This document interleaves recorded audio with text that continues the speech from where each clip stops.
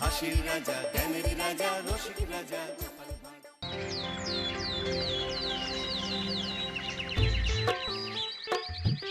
আহা কি আনন্দ, আহা কি আনন্দ, আকাশে সূর্য নিচে মাটি। আহা কি আনন্দ, আহা কি আনন্দ, আহা কি আনন্দ। আরে ও গোপাল দাদা, গোপাল দাদা, এই সকাল সকাল কি আবার পিছু ডাকলো? আরে আমি গো আমি। আমি তো আমি নামে কাউকে চিনি না। আর তুমি একটু পেছন ফিরে তাকাও তো। আমি তো সামনে যাচ্ছি, পেছনে তাকাবো কেন? ঠিক আছে, তাহলে আমি তোমার সামনে আসছি।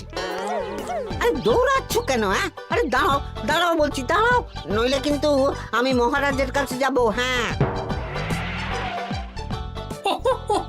ও ভোলা তুমি? আরে আগে বলবে তো, আমি করছিলে কেন? একদম কথা ঘোরাবে না গোপাল দাদা। এবার বলো কি বলছি। দেখো, আমি তোমাকে আগের বছর 50 মোহর ধার দিয়েছিলাম। এ কি, তোমার তো মিষ্টির দোকান, ধার দিলে তো লোকে ছুরি কাঁচি ধার দেয়, আর তুমি মোহরে ধার দেওয়ার ব্যবসা শুরু করেছো কবে থেকে বলো দেখি? আবার কথা ঘোরানো শুরু করেছো? হ্যাঁ, আমি এবার কিন্তু সত্যি মহারাজের কাছে যাব। আরে মজা করছি তো। আরে বারবার আমাদের মধ্যে মহারাজকে টেনে আনার কি দরকার বলো তো? সে না হয় টানলাম, তবে তুমি ওই আমার 50 মোহর সুদ সহ কবে ফেরত দেবে বলো তো? আর কিন্তু তোমার হাতে ওই 1 সপ্তাহ সময় আছে। হ্যাঁ, 1 সপ্তাহ মানে কতদিন ভাই? 7 দিন, 7 দিন। 7 দিন? আচ্ছা 7 দিন মানে কত ঘন্টা? 24 গুণ 7, মোট ওই 168 ঘন্টা। ও, অনেক সময় আছে। দেখো গোপাল দাদা, তোমার সাথে কিন্তু আমার ওই কাগজে কলমে লিখিত পড়িত আছে। হ্যাঁ, যদি ওই সময়ের মধ্যে তুমি আমার কাছ থেকে নেওয়া ওই অর্থ আমাকে ফেরত না দিতে পারো, তাহলে কিন্তু তোমার ওই বাড়ি ঘর সব আমার হয়ে যাবে। হ্যাঁ, হ্যাঁ হ্যাঁ, মনে আছে মনে আছে। এখন রাজসভায় যাই, 168 ঘন্টা পেরিয়ে গেলে চলে এসো, কেমন? বেশ, কথাটা মনে থাকে যেন। হ্যাঁ, তখন আর কিন্তু কোনো চালাকি করতে যাবে না, আমি সোজা মহারাজকে বলে দেব। ঠিক আছে ঠিক আছে।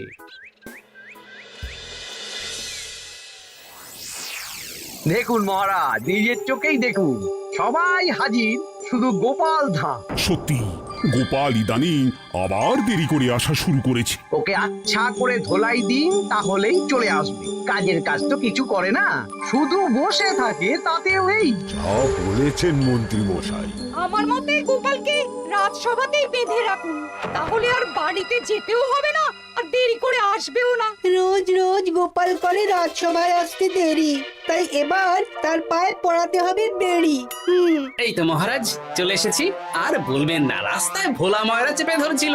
থাক, আর অজুহাত দিতে হবে না। নেহাত ভাগ্যের জোরে এই রাজসভার চাকরিটা পেয়েছিল। হ্যাঁ, মহারাজ ভালো মানুষ, তাই তোমাকে পুষছেন। আচ্ছা আপনি কি বলতে চাইছেন কি? আমি বলতে চাইছি যে মহারাজ যদি তাড়িয়ে দেন, তাহলে তোমার কি কিছু করে খাওয়ার যোগ্যতা আছে গোপাল? আপনার নিজের যোগ্যতা আছে? আছে বলেই মুখ ফুলিয়ে বলছি। হ্যাঁ, মন্ত্রী এটা একটা ভালো প্রসঙ্গ তুলেছে। আমার রাজসভার সকল সভাসদদের বলছি, যদি কোনো কারণে তোমাদের চাকরি চলে যায়, তাহলে তোমরা কি করবে একবার ভেবে দেখেছো? না মহারাজ, ভাবনাটা আমি সঠিক সময় কাজে লাগাই, ওই অকারণে ভেবে মাথা খারাপ করতে চাই না। হ্যাঁ, আহা, রাজসভার চাকরিটা তো তোমাদের পেশা। এই পেশার বাইরে তোমরা কে কি করতে পারবে? দেখুন মহারাজ, আমি তো ভেবেই দেখেছি যে যদি রাজসভার চাকরি না থাকতো, তাহলে আমি ব্যবসা করতাম। আমি মহারাজ যদি বিজ্ঞানী না হতাম, তাহলে শিক্ষা দান করতাম। আমি তো ছবি আঁকতাম, কলম না থাকলে আমি তুলি ধরবো। আমি কামারশালায় কাজ করতাম। আমার তো ছোটবেলায় মূর্তি বানানোর শখ ছিল, আমি মৃৎশিল্পের কাজ করতাম। কি গোপাল, এবার তুমি বলো। সবাই তো কিছু না কিছু বিকল্প ভাবনা চিন্তা করে রেখেছে। দেখুন মহারাজ, অনেক ভেবে দেখলাম আমার কাজ তো ভাড়ামো, তাই আমি লোক হাসিয়েই পয়সা রোজগার করব। আর বিশেষ কোনো গুণ তো আমার মধ্যে খুঁজে পাচ্ছি না মহারাজ। বেশ, আমি একটা ছোট্ট পরীক্ষা নেব। আজকের পর থেকে আগামী 7 দিন, আর এই 7 দিন তোমরা তোমাদের যা মন চায় সেটা করে রোজগার করবে। আমি তো খেতে ভালোবাসি। তাহলে খাবে। গোপাল হয় মুখ খুলে থাকে, নইলে চোখ বন্ধ করে। ও শুধু দুটো কাজই ভালো করতে পারে। আর 7ম দিনের শেষে বিচার হবে কে কত রোজগার করেছে। যার রোজগার সবচেয়ে বেশি হবে তাকে আমি দেব 100 মোহর উপহার। আর মহারাজ, যে সবচেয়ে কম রোজগার করবে তার বেতন থেকে আগামী 10 মাস 10 মোহর করে কাটা হবে। কি রাজি তো? হ্যাঁ, রাজি রাজি। আমি জানি যে গোপাল ফুটো করিও রোজগার করতে পারবে না, তাই গোপালই হারবে। বেশ, আর যদি অন্য কেউ হারে? তাহলে আমি নিজের বেতন থেকে তাকে আগামী 10 মাস 10 মোহর করে দেব। ব্যাস, এবার তোমরা কাজে লেগে পড়ো।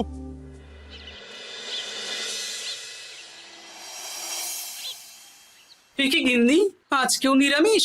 হ্যাঁ, আজকেও নিরামিষ খেতে হয়। হ্যাঁ, রোজই তো কিছু না কিছু একটা লেগে আছে তোমার। আমাদের পুরো শরীরটাই তো আমিষ। হ্যাঁ, তাহলে আমিষ খেতে বাধা কিসের বলো দেখি? বেশি তর্ক করতে হবে না বাপু, তা তোমাকে ডিম বানিয়ে দেবো। হ্যাঁ, না, আমি মানুষই। ঠিক আছে গিন্নি। আরে তোমাকে ডিম বানাবো বলেছি নাকি? আমি বললাম তোমার জন্য ডিম বানিয়ে দেবো। জন্যটা তো বলনি তখন। আরে তাড়াতাড়ি দাও, তাড়াতাড়ি দাও। এখন কদিন শুধু খাবো আর ঘুমাবো। 7 দিন ছুটি। ছুটি মানে? সেসব পরে বলবো গিন্নি। যাও গিয়ে ডিম সেদ্ধ বসাও।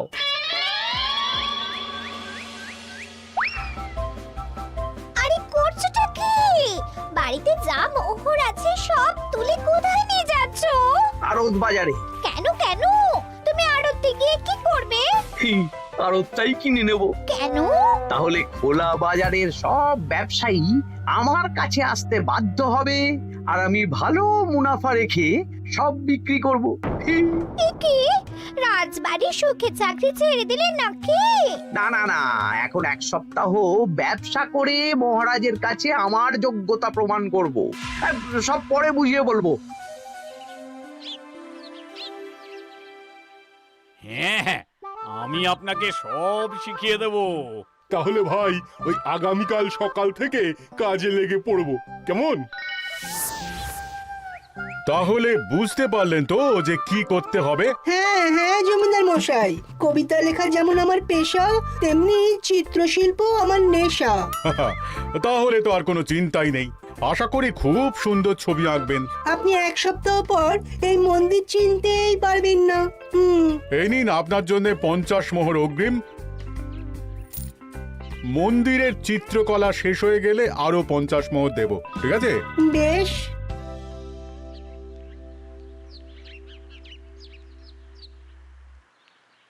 এই হাত চালা, হাত চালা। হাত পা সবই তো চালাচ্ছি মন্ত্রী মশাই। আপনি এত শাকসবজি আনাজ দিয়ে করবেনটা কি? আমি এখন 7 দিন কৃষ্ণনগরের বাজার নিয়ন্ত্রণ করব, তাই সব জিনিসপত্র আড়ত থেকে আমি নিজেই কিনে নিয়েছি। এবার সাধারণ বাজারের দোকানদাররা আপনার কাছে আসবে। কাল সকাল থেকে শুধু মোহর গুনবো।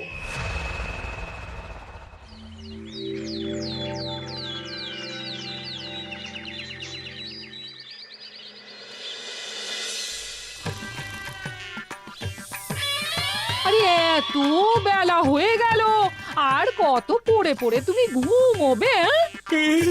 এত লম্বা ছুটি পেয়েছি, এখন তো বিশ্রাম নিতেই হবে গিন্নি। কিন্তু পুকুর ঘাটে গিয়ে তো আমি অন্য কথা শুনলাম। তুমি আবার কি শুনেছো? তোমাদের মহারাজ নাকি বলেছেন আগামী 1 সপ্তাহ তোমরা সকল সভাসদেরা ওই সকল সভাসদেরা নিজের ইচ্ছে মতো কাজ করে রোজগার করব। আমার কাজ তো ভাড়ামো করা, তাই ভাড়ামোর সুযোগ এলে সেটাই করব। কিন্তু যদি সুযোগ না আসে, তাছাড়া যার রোজগার সবচেয়ে কম হবে তার তো বেতন থেকে 100 মোহর কাটা হবে গো। এই খবর পেয়ে গেছো? বাবা, পুকুর ঘাট না পরনিন্দা পরচর্চা কেন্দ্র? হ্যাঁ, ওসব বাজে কথা বাদ দিয়ে কোনো কাজ শুরু করো, কাজ শুরু করো। এরকম গা এলিয়ে শুয়ে থাকলে ভগবান এসে তোমাকে পয়সা দিয়ে যাবে না গো। গোপাল দাদা, ও গোপাল দাদা, বলছি গোপাল দাদা কি খবর গো? এই তো গতকাল তোমার সাথে কথা হলো, আজ একেবারে বাড়িতেই চলে এসেছো। তোমার যা হালচাল তাতে তো মনে হচ্ছে ওই কদিন পরে বাড়িটা আমারই হবে। আর সেই আশাতেই বসে থাকো। এই ভোলাময়রা এসেছে কেন গো? এসব কি বলছে? মা ঠাকুরুন, আপনার কাছে আর কি লুকাবো? বহুদিন আগে গোপাল দাদা আমার কাছে 50 মোহর ধার নিয়েছিল। সেই ধারের থেকে 5 মোহরা এখনো আমাকে শোধ করেনি। সে কি? হ্যাঁ, শর্ত অনুযায়ী যদি গোপাল দাদা আগামী ওই 6 দিনের মধ্যে ধার না শোধ করতে পারে তাহলে এই বাড়ি আমার হয়ে যাবে। তুমি আমাকে এত বড় কথা লুকিয়ে রেখেছো? না, আমি বলবো বলবো করে বলা হয়ে ওঠেনি আর কি। এবার আপনি দেখুন গিন্দিমা কি করবেন। ভিটে মাটি ছেড়ে কোথায় গিয়ে উঠবেন দেখুন। কি গো, এতেও তোমার হুঁশ হয় না? ধুর, এই অযথা চিন্তা করো না তো, কিছু না কিছু একটা হয়ে যাবে।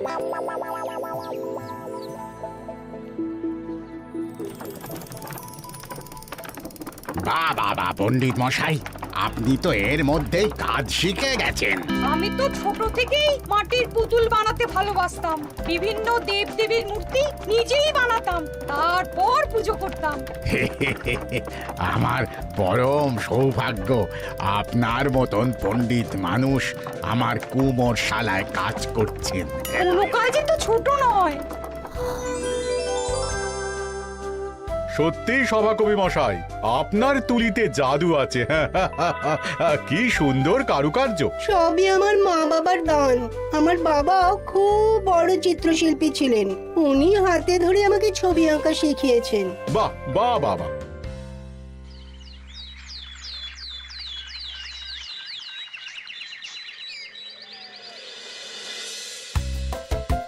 এই যে পুটি, আজকে তো একটা মজার জিনিস শেখাবো। কি জিনিস? নয়ের নামটা তো তোরা পড়েছিস। হ্যাঁ, বল তো।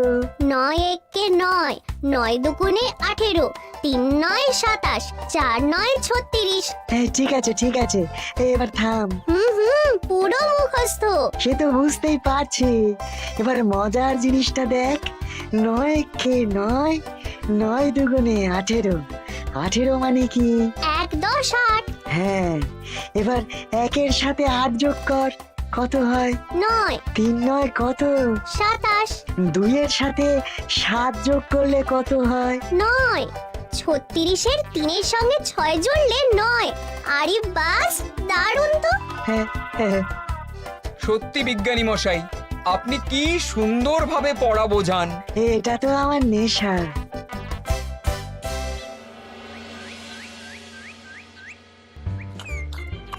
বলছি, তুমি তো দিব্যি বাড়িতে বসেই আছো, কিছুই তো করছো না। সত্যি বলো তো, তুমি ভাড়া মোছাড়া আর কি কিছু করতে পারো? এই এই আদেশ করতে পারি। গেনি, একটু তরকারি দাও তো, জলের ঘটিটা দাও না। যত সব। আচ্ছা, সত্যি তো ভাড় না হলে আমি কি হতাম? আমি কুমোর হতাম। মাটির কাজ শুনেছি খুব সোজা। যাই, কুমোর পাড়ায় যাই।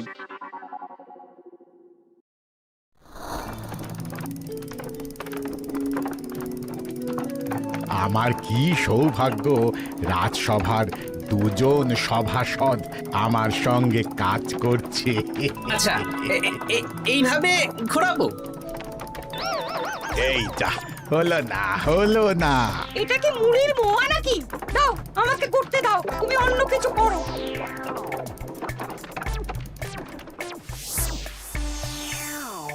বলো গোপাল দাদা, কি দেবো? মুড়ির মোয়া, তিলের নাড়ু? আমি কিনবো না গো, বানাবো। হ্যাঁ, কি বানাবে? ওই মুড়ির মোয়া। কদিনের জন্য আমার একটা কাজ দরকার, বুঝলে? তা বেশ, তাহলে এসো, এই পিছনেই আমার কারখানা। গুড় মুড়ি সব রাখা আছে, বানাও। এই দেখো, এই যে গুড়ের হাঁড়ি আর ওই যে মুড়ির বস্তা, এবারে বানাও। বেশ, আমি তবে সামনে দোকানটা সামলাই।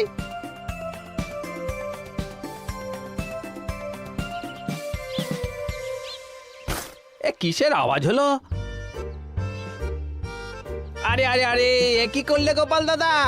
আর বলো না, ওই গুড়টা ঢালতে গিয়ে হাঁড়িটা হাত ফসকে পড়ে গেল। এই তুমি যাও তো, তোমাকে কিচ্ছু করতে হবে না, যত সব বিপদ বাড়ানো।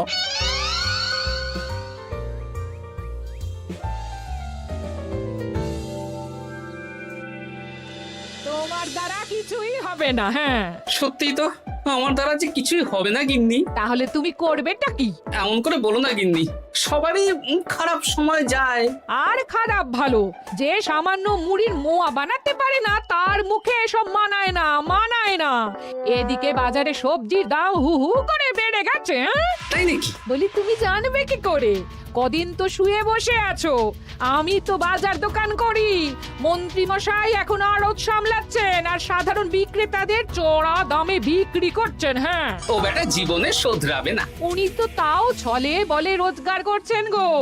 আর তাছাড়া অনেকে পথে গান শুনিয়েও রোজগার করেন, সেটাও তো তুমি পারবে না। হ্যাঁ, এই তো পেয়েছি।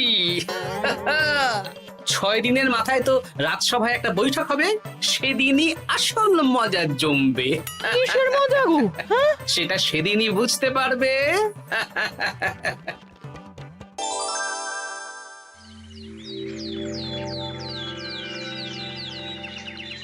তারপর বলো, আজ তো ষষ্ঠ দিন, আজ অবধি তোমরা কে কত কত রোজগার করেছো? মহারাজ, আমি এখনো অবধি 200 মোহর। বাহ বাহ বাহ!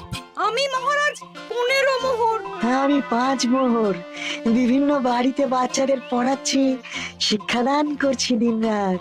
সেনাপতি, আমি 10 মোহর পেয়েছি, আরো পাবো। আমি 50 মোহর অগ্রিম পেয়েছি, আরো পাবো আগামীকাল। বাহ বাহ বাহ! সবাই তো ভালোই রোজগার করেছো। আর গোপাল, তুমি বলো। মহারাজ, আমি এখনো অবধি কোনো রোজগার শুরু করিনি। আমি আগেই বলেছিলাম গোপাল একটা কানা করিও রোজগার করতে পারবে না। আসলে মহারাজ, আমি আজ সকালেই আমার প্রতিভা খুঁজে পেলাম। তোমার আবার কি প্রতিভা? আমি ভালো গান গাইতে পারি মহারাজ। আমার ছোট্টবেলার ইচ্ছে ছিল আমি রুদ্ধদ্বার সভা করব, গান গাইবো, আর দর্শক বা শ্রোতারা আমার গান শুনে আমাকে পয়সা দেবে। বাহ বাহ বাহ! তা শোনালি না কেন? আমি চাই আপনারা সবাই আমার বাড়িতে আসুন, আমার গান শুনুন। এই না না না না না, তোমার গান শুনে অর্থ ব্যয় করতে পারবো না গোপাল। যদি শোনাতে হয় তো বিনামূল্যে শোনাও। তুমি ভেবেছো কায়দা করে গান শুনিয়ে রোজগার করবে? সেসব চালাকি কিন্তু চলবে না। না মহারাজ, আমার গান শুনতে আসার জন্য একটা কানা করিও খরচ করতে হবে না। আমি বিনা পারিশ্রমিকে গান শোনাবো। বেশ, তাহলে কবে শোনাবে বলো? এখনই চলুন, শুভস্য শীঘ্রম। আবার যেতে হবে কেন? এখনই শোনাও। আমার আবার নিজের বাড়ি ছাড়া প্রতিভা বিকশিত হয় না। বেশ তো, এই কদিন টানা কাজ করেছি, তোমার গান শুনে মনটা যদি ফুরফুরে হয়ে যায় ভালো তো। চলো গোপাল। আসুন আসুন, সবাই ভিতরে আসুন, আসন পাতা আছে, সবাই বসুন।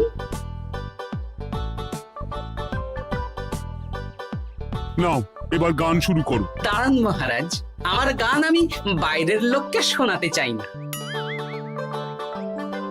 কু কু বাবা, আবার কোকিলের মতন আওয়াজ করছে। কু।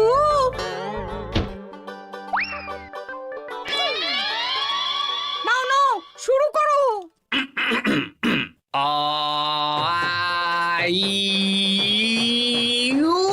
ওরে বাবা রে বাবা! আরে এত চিৎকার করছো কেন? থামো থামো থামো! এটা ভালো লাগছে না, অন্য গান শোনাচ্ছি তাহলে। আকাশে মেঘে বাতাসে বায়ু, জ্যোতিষী বলেছে আমার 100 বছর আয়ু। আরে থামো থামো! আরে কান ঝালাপালা হয়ে গেল। না, থামতে আমি পারবো না, গান শুনতেই হবে।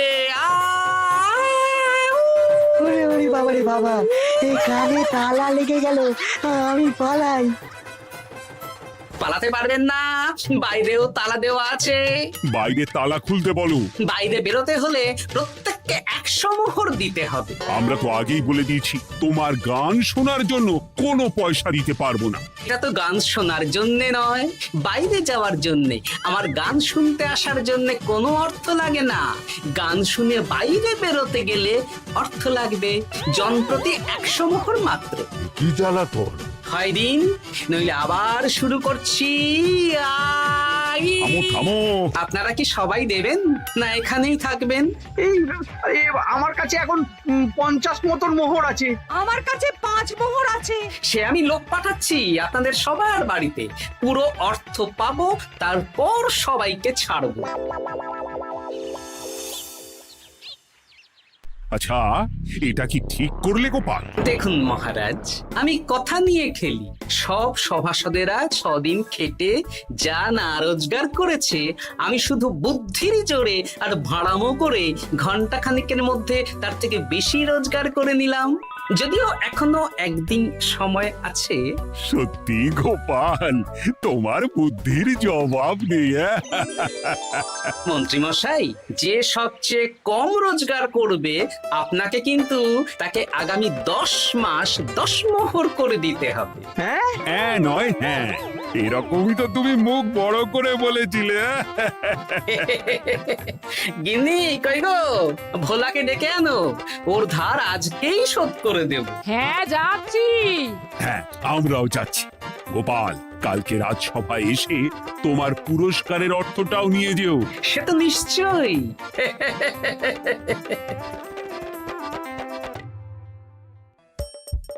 হাসির রাজা জ্ঞানের রাজা রসিক রাজা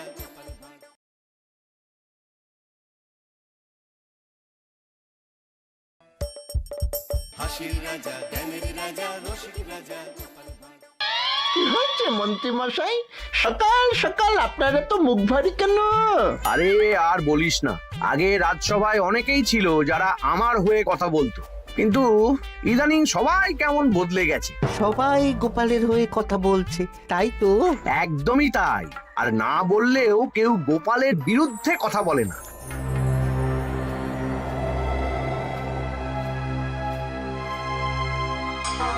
কি মন্ত্রী মশাই, আজকাল তো আমার কথা আর মনেই পড়ে না, ভুলে গেছেন নাকি? আরে না না ভগবান, তুমি হলে আমার তুরুপের তাস। ঠিক সময়ে ঠিক সুযোগ এলে তোমাকেই ডাকবো। একটু দেখবেন। হ্যাঁ, আরে নিশ্চয়ই নিশ্চয়ই। এই চলি রে, আবার রাজসভায় যেতে হবে।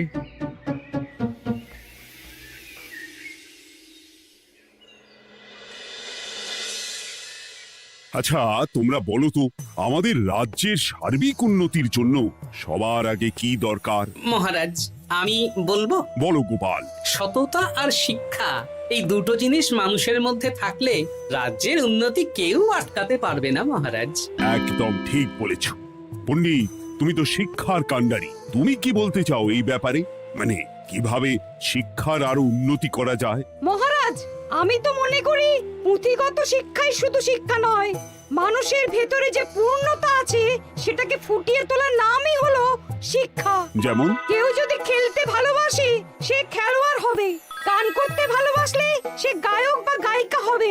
আমি প্রত্যেকের মধ্যে লুকিয়ে থাকা এই বিশেষ বিষয়গুলিকে তুলে ধরার জন্য কিছু করতে চাই। তা এটা করার জন্য কি দরকার? প্রথমত অর্থের প্রয়োজন।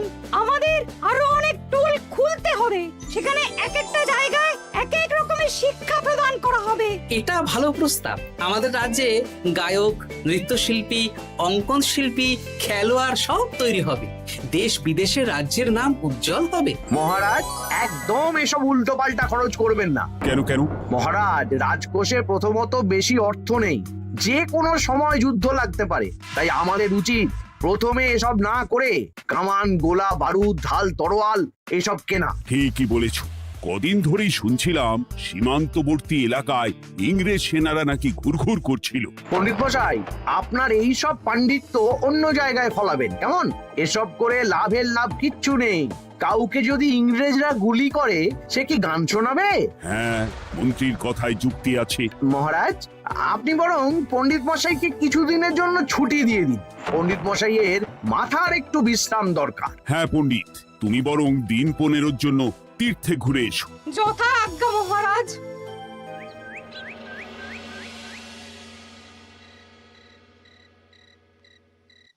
শোনো ভগবান, সকালেই তুমি কাজের কথা বলছিলে, আমি এমন ছক কষেছি, কালকে থেকেই তোমার জন্য একটা ভালো বেতনের কাজ জোগাড় করে দেব। শুধু যা বেতন পাবে তার অর্ধেক আমাকে দিতে হবে, কেমন? রাজি রাজি। কি কাজ বলুন? শোনো, বাহ বাহ, দারুণ দারুণ, হয়ে যাবে কাজ।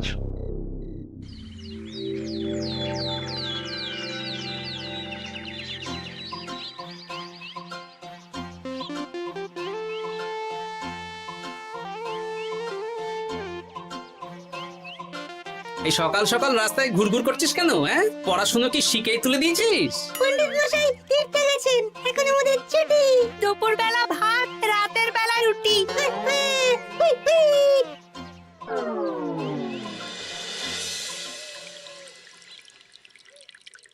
মহারাজ, গতকাল পণ্ডিতকে ছুটি দিলেন আর আজ পাঠশালার সব ছাত্রছাত্রী সকাল থেকে ঘুরঘুর করছে। এ কি, তাহলে তো মুশকিল।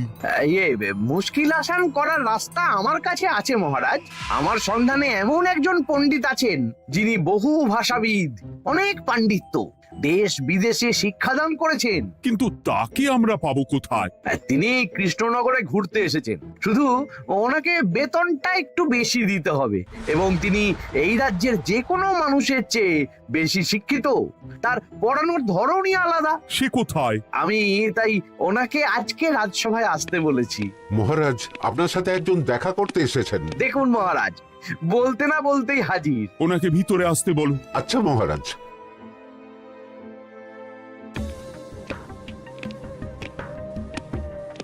প্রণাম কৃষ্ণচন্দ্র, আমাকে আপনার মন্ত্রী ডেকেছেন, তাই এলাম। মন্ত্রীর সাথে কথা হয়েছে আমাদের রাজ্যের শিক্ষার উন্নতির ব্যাপারে। আমাদের মানে? আপনি কি এই রাজ্যের? আমি এখন এই রাজ্যে আছি তো, তাই আমাদের রাজ্য বললাম। উনি সবাইকে আপন করে নেন।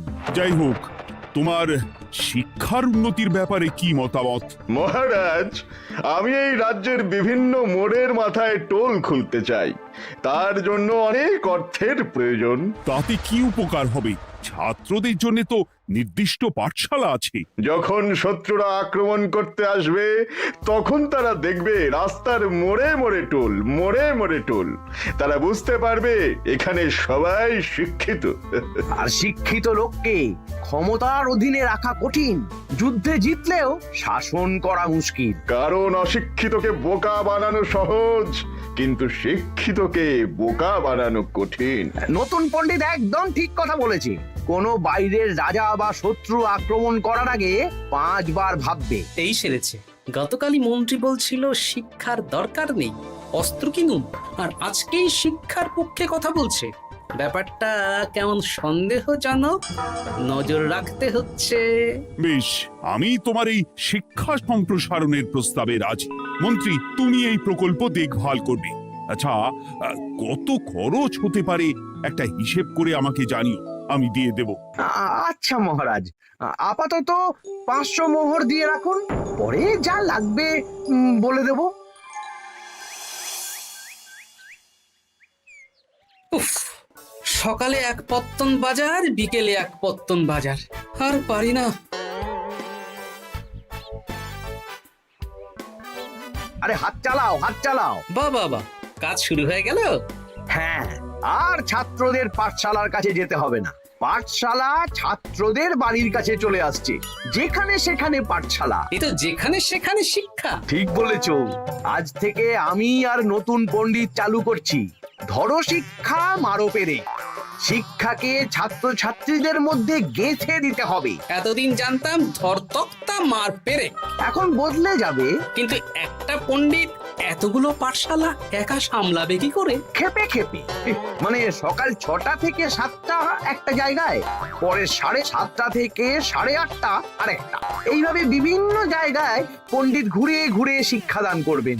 না, ব্যাপারটার উপরে মহারাজকে নজর রাখতে বলতে হবে। মহারাজ, আমার মনে হয় এই পাঠশালায় আগামীকাল থেকে কেমন পড়াশোনা শুরু হবে, আপনার সেদিকে একটু নজর রাখা উচিত। হ্যাঁ, দেখি আগামীকাল সকাল সকাল বিভিন্ন পাঠশালায় গিয়ে নজর রাখবো। আর হ্যাঁ, আমাকে নতুন পণ্ডিত একটা তালিকা দিয়েছে, কোন পাঠশালায় কখন পড়াবে সেটার তালিকা। আমিও যাব আপনার সাথে।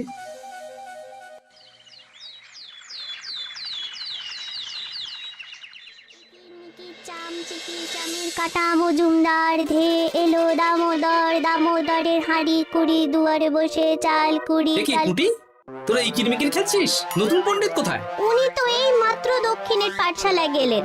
ন্যাপলা আর গুলটে আজ থেকে ওখানেই গেছে। ওদের দুজনের বাড়ি কাছাকাছি তো, তাই। আচ্ছা চলো তো গোপাল, দক্ষিণেই গিয়ে দেখি।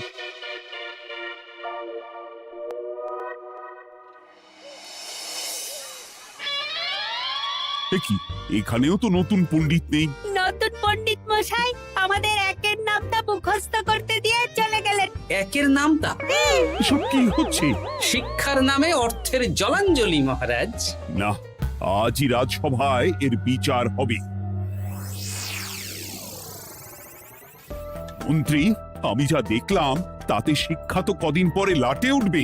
আমার এক ভাগ্নি তো আজ পাঠশালায় গিয়ে লুকোচুরি খেলেছে। নামমাত্র পড়াশুনো আর বাকি সময় খেলা, এভাবেই বয়ে গেল বেলা। মন্ত্রী, এই তোমার নতুন পণ্ডিতের দৌড়। মহারাজ, একজনের পক্ষে এতগুলো পাঠশালায় শিক্ষাদান তো সম্ভব নয়। তার জন্য তো আরো পণ্ডিতের প্রয়োজন, আর তার জন্য চাই আরো অর্থ। আবার অর্থ? শুধু মহারাজের অতিরিক্ত অর্থ খরচ হবে বলে আমি আগে এই প্রস্তাবটা রাখিনি। বেশ, তা আর পণ্ডিত কোথায় পাবে? আমাদের নতুন পণ্ডিতের কাছে অনেক পণ্ডিতের সন্ধান আছে। উনি একটা হাঁক মারলেই সব চলে আসবে। বেশ, তাহলে তাই ব্যবস্থা করো। এভাবে শিক্ষার অবনতি আমি চোখে দেখতে পারবো না। আরো 300 মোহর লাগবে। পেয়ে যাবে। এ তো দিনে দুপুরে ডাকাতি।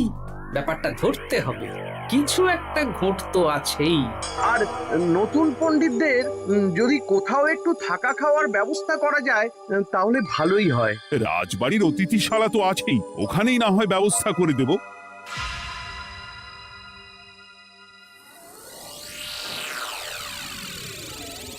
শোন বটা ঘটা আর কেলে পচা, তোদের এইবার এই ভগবানের মতন শিক্ষাদান করতে হবে। আরে আমি তো শিক্ষা বানানই জানি না।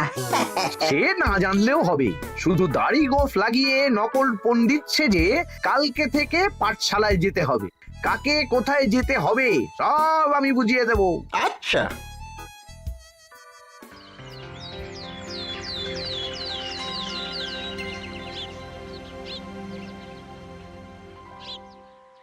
আচ্ছা বল তো, গতকাল তোদের বাড়িতে কি কি রান্না হয়েছিল?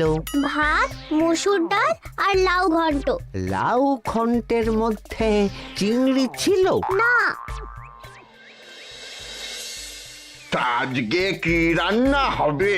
আজকে সকালে বাবা বাজার থেকে পাকা কাতলা এনেছে। কাতলা মাছের পাতলা করে ঝোল হবে। আর তোর? আমাদের আজ নিরামিষ, এই কবজি ডুবিয়ে সবজি ভাতি খেতে হবে। বেশ।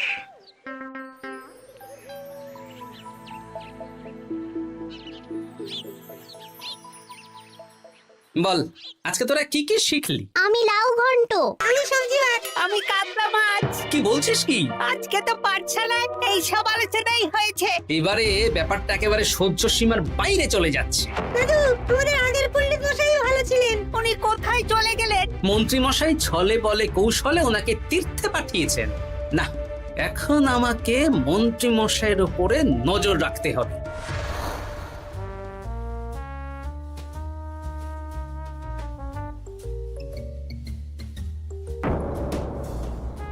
পাঠশালায় পড়ানোর ব্যাপার তো বিকেলেই মিটে গেছে।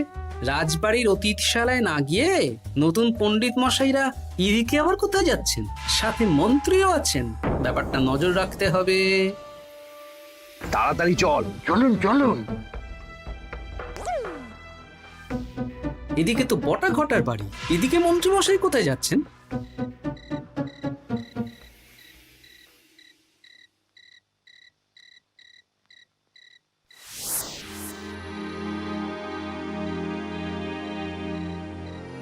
তারপর তোমরা সবাইকে কি শিক্ষা দিলে? শিক্ষা? সে আমাদের শিক্ষা নেই, চুরি করে দিন চলে আমি কি করে আর শিক্ষা দেব? আরে ছাইপাশ দাড়ি গোঁফ থাকলে কি কুটকুট করে। যা বলেছিস বটা। আরে আরে আহারে করছিসটা কি? ভালো রোজগার পাতি কি তোদের সহ্য হচ্ছে না নাকি? ভগবানকে দেখ, সেই কবে থেকে দাড়ি গোঁফ লাগিয়ে পণ্ডিত মশাই সেজে আছেন। আমারও প্রথম দিন একটু সমস্যা হচ্ছিল, এখন সামলে নিয়েছি। আর আমাদের এই সব আলোচনা একদম করা উচিত না। বলছি মন্ত্রীমশাই, আমি কি শুধু এই পাঠশালাতেই পণ্ডিতের অভিনয় করব, নাকি রাজসভায় বসার সুযোগও পাবো? কালকেই এই ব্যাপারটা দেখছি। আগে তোমাকে রাজসভায় ঢোকাবো, তারপর এক এক করে বটা ঘটা কেলে পচা সব আমার দলের লোককে রাজসভায় ঢুকিয়ে নেব। আর রাজসভার বাকি সদস্যদের ফাঁকা করে দেবেন। একদম তাই। মহারাজ সহজ সরল মানুষ, এটাই একটা বড় সুবিধা। আচ্ছা, এই ব্যাপার। ঠিক আছে, আমি কদিন পরে ঠিক সময়ে একদম হাটে হাঁড়ি ভাঙবো।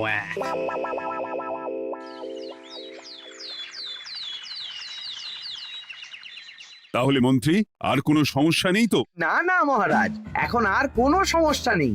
দেখবেন এই ধরো শিক্ষা মারপের এক প্রকল্পের নাম চারিদিকে ছড়িয়ে পড়বে। আমার তো মনে হয় একটু পাঠশালাতে বিজ্ঞান নিয়েও আলোচনা করা উচিত। হবে হবে, সব হবে। এখনো সব বাচ্চারা অজ্ঞান হয়ে আছে। আগে শিক্ষায় জ্ঞান ফিরুক, তারপরে না হয় বিজ্ঞান নিয়ে আলোচনা করবে। বিজ্ঞানী তো প্রস্তাবটা খারাপ রাখেনি।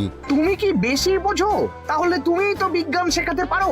আমি কবিরাজি শিক্ষা দান করতে পারবো। তোমার কবিরাজি শিখতে কেউ রাজি নয়, চুপ থাকো। আহ, দেখাই যাক না বাচ্চারা কেমন শিক্ষা লাভ করে। মহারাজ, বলছি কি, আমাদের পণ্ডিতের আসনটা তো ফাঁকাই পড়ে আছে। এখন যখন নতুন পণ্ডিত এসেই গেছেন, তাহলে ওই জায়গায় ওই তো বসতে পারে। কিন্তু পণ্ডিত তো তীর্থে গেছে, অবশ্য কদিন পরেই ফিরে আসবে। ও আসুক, তারপর না হয় আলোচনা করে একটা সিদ্ধান্ত নেব। পণ্ডিত মশাই না হয় এসে পুজো পাঠটাই করুক, কিন্তু রাজসভায় এরকম ফাঁকা থাকলে কেমন একটা লাগে। বেশ, তাহলে তাই হোক। কালকে থেকে নতুন পণ্ডিত আমাদের পুরনো পণ্ডিতের জায়গায় বসবে। এইভাবে রাজসভা ফাঁকা করে যেতে হবে। তাহলে একদিন সবাই আমার পক্ষেই কথা বলবে, আর শেষে রাজাকেই সরিয়ে দেব।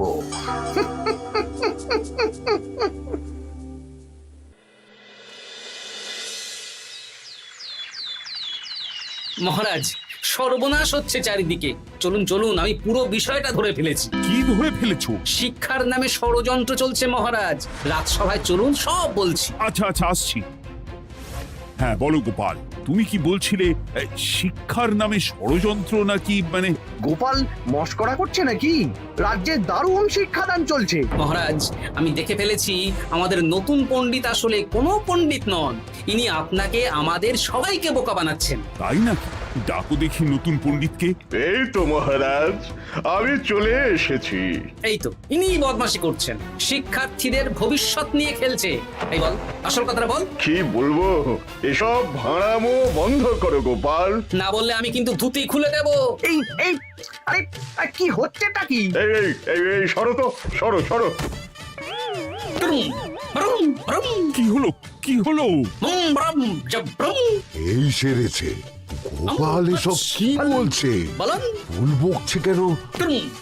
গোপাল, তোমার কি হলো গো? কি বলছো তুমি? আমার কাছে বৈদ্য, তুমি একটু দেখো তো গোপাল ঠিক আছে তো? এই যে নতুন পণ্ডিত, তুমি তো অনেক ভাষা জানো, তুমি বুঝতে পারছো? মহারাজ, আমি দেখছি গোপালের মনে হয় বিশ্রামের প্রয়োজন। এই এই, তোমরা কয়েকজন মিলে গোপালকে রাজবাড়ির অন্দর মহলে নিয়ে চলো। চলুন, আমি যাচ্ছি। গোপালের কি হলো? মাথায় লেগে গেল? ভাষা চলে গেল? সব এই নতুন পণ্ডিতের জন্য।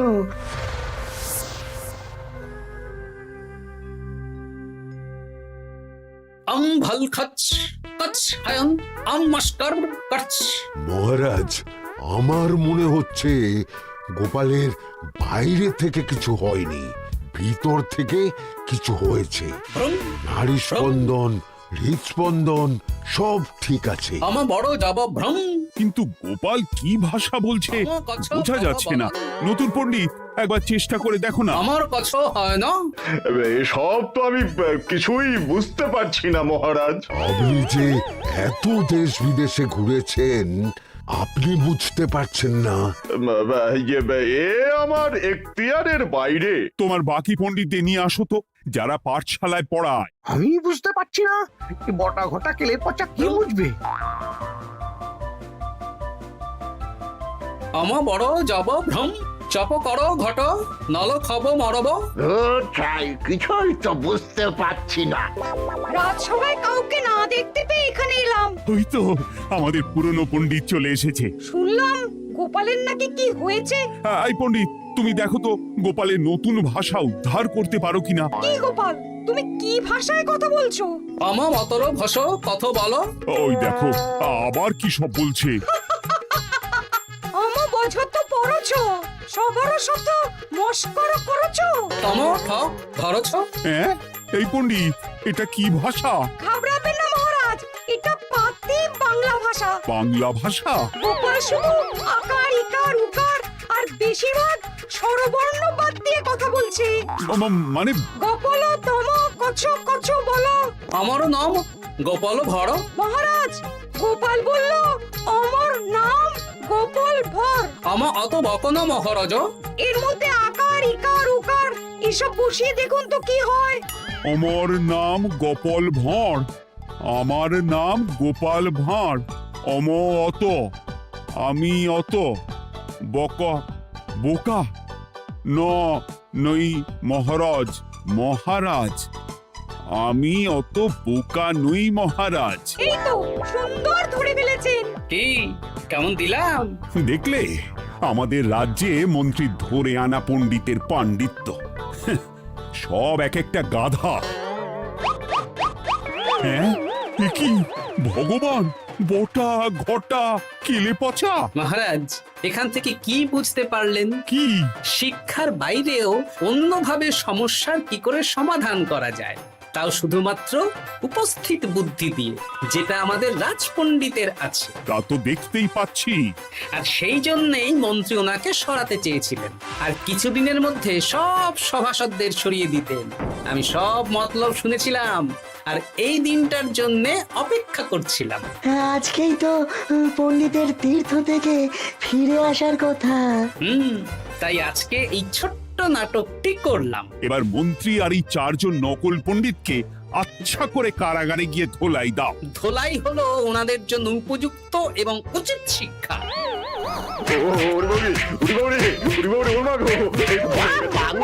বাবা গো, ভুল হয়ে গেছে গো। আরে